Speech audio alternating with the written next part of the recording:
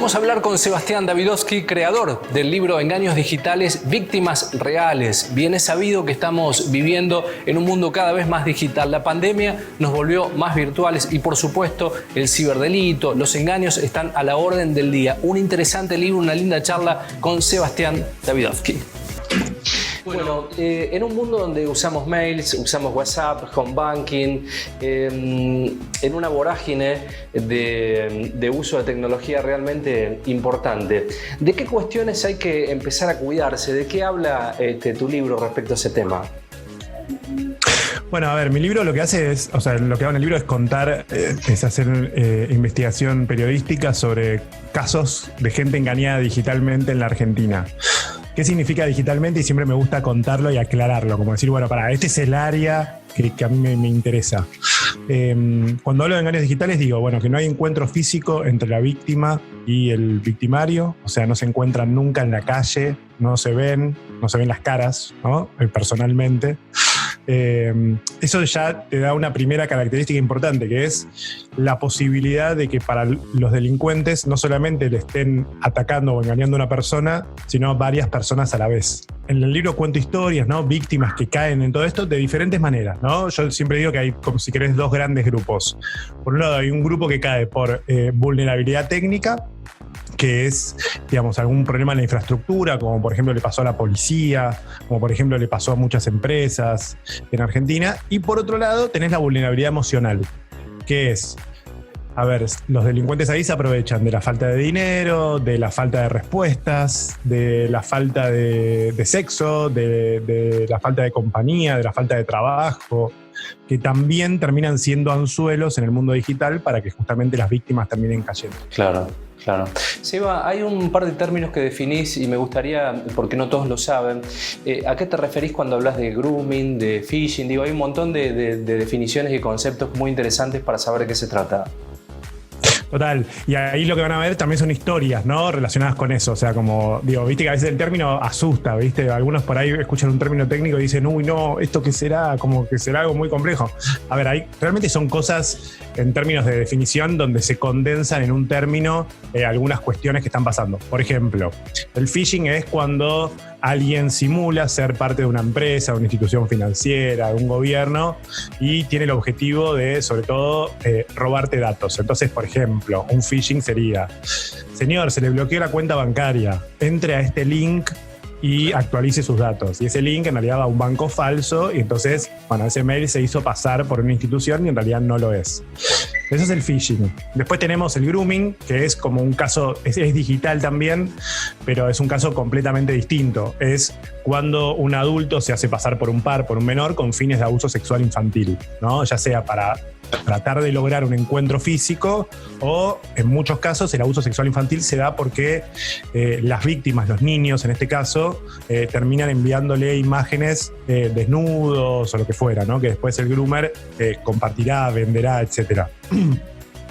Y después tenés otros términos, ransomware, que es cuando los delincuentes secuestran los datos y le ponen un candadito a todos los archivos. Entonces vos no podés acceder a todos tus archivos de tu empresa y si querés abrirlo con una llave, le tenés que pagar al delincuente. Entonces, ese es el negocio, ¿no? Detrás de eso. Ahora vos decís, bueno, ¿qué consecuencias tiene que te ponga un candadito en todos tus archivos? Bueno, hay empresas que no pueden operar por eso. O sea, no pueden acceder a la facturación, no pueden acceder al catálogo, no pueden acceder a nada. O sea, no, todos sus sistemas digitalizados de repente están bloqueados. Entonces, un poco la idea también del libro, y por eso se llama Engaños Digitales, Víctimas Reales, es contar que todo lo que pasa en el mundo digital tiene consecuencias en el mundo real. Claro. Hubo un caso emblemático que lo comentás en tu libro, el caso en 2019 de la Policía Federal. ¿Cómo fue ese caso tan importante y que tomó tanta relevancia pública? Bueno, ese es un caso muy interesante, sobre todo porque habla de estas vulnerabilidades técnicas, ¿no? De las que te contaba antes. A ver, en ese caso lo que pasó es que un día después de las primarias abiertas, simultáneas y obligatorias el año pasado, se filtran 700 gigas de información de la Policía Federal, ¿no? Entonces, a partir de eso empiezan como la investigación, ¿no? A ver, para determinar quién fue. Y yo lo que cuento en el libro, más que cuento la investigación y cómo buscaron también algunos perejiles digitales, lo llamo yo. Pero ahí lo que hago es también contar cómo fue que cayó la policía, ¿no? Que es como un hecho súper interesante. ¿Por qué? Porque lo que pasa ahí es que la policía usaba cuentas de Gmail, ¿no? @Gmail. Entonces tenían división antidrogas @Gmail, etc. Claro, le llega un phishing, este correo falso que yo te comentaba antes, simulando ser de la obra social de la policía, en este caso, diciéndole actualicen sus datos, por favor, a todos. Ingresan ahí desde las distintas cuentas y terminan dándole los datos. ¿Qué pasó ahí? Los atacantes se quedan con los datos de las cuentas de Gmail que usaba la policía y dentro de ese Gmail, en Google Drive, digamos, donde uno almacena los archivos, tenían escuchas telefónicas, tenían agentes asignados a narcos, o sea, tenían toda información muy sensible guardada en Gmail. Entonces ahí yo le digo a la policía, che, ¿por qué usaban Gmail? ¿Por qué no tenían un mail oficial, viste, institucional, etcétera? Me dice, mira, nosotros para abrir un correo teníamos que mandar una carta, un sobre, haciendo el pedido, ¿no? Eso tardaba más o menos 2 o 3 semanas. Nos contestaban por sí o por no, y si nos contestaban por sí, después de unas semanas más nos mandaban la clave por mail. Y yo en el medio tengo al juzgado que me está diciendo, mandame toda la información de esta causa, las escuchas, lo que tenga. Y bueno, tenemos a mano Gmail. Alguien del Ministerio de Seguridad me decía, fíjate cómo son las cosas, me dice, si vos sos un policía, ponele, estás viendo un delito y tenés una bazuca a mano, o sea, vos estás de civil y de repente no vas a usar la bazuca, porque vos tenés protocolos, no es que podés usar cualquier arma, digamos, ¿no? Una cierta... Bueno, esto es lo mismo, me dice. Entonces, como tratar de entender también eso, ¿no? Como lo digital también termina siendo puede terminar siendo un problema tan grave incluso como el uso de armas no reglamentarias. Bueno, también es algo que está muy presente. Seguro. A nivel gobierno hubo algunos casos también de vulneración de cuentas. ¿Cómo crees que está el tema de seguridad? ¿Se aprendió? ¿No se aprendió? Qué buena pregunta. Yo creo que se aprendió muy poquito.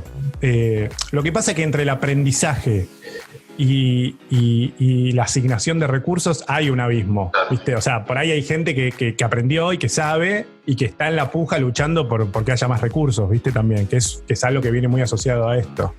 Entonces, en muchos casos lo que pasa es que, bueno, sí hay gente muy capaz dentro de los gobiernos, incluso del anterior, ahora de este también, que trata de poner protocolos, pero después, o sea... Digo, se crean las cuentas @Gmail, o sea, digo, hay como una especie de abismo también entre los especialistas y el usuario final, si querés, o el policía, ¿no? En este caso.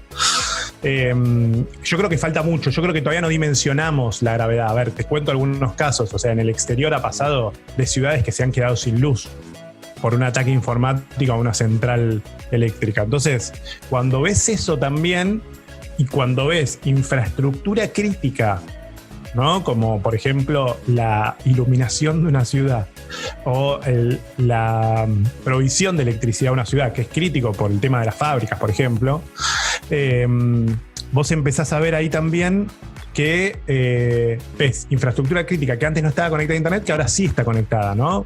Por sistemas que hicieron que sea más fácil, o porque vos lo podés prender a distancia o lo podés reparar a distancia. Bueno, todo eso abrió las puertas también para que haya ataques.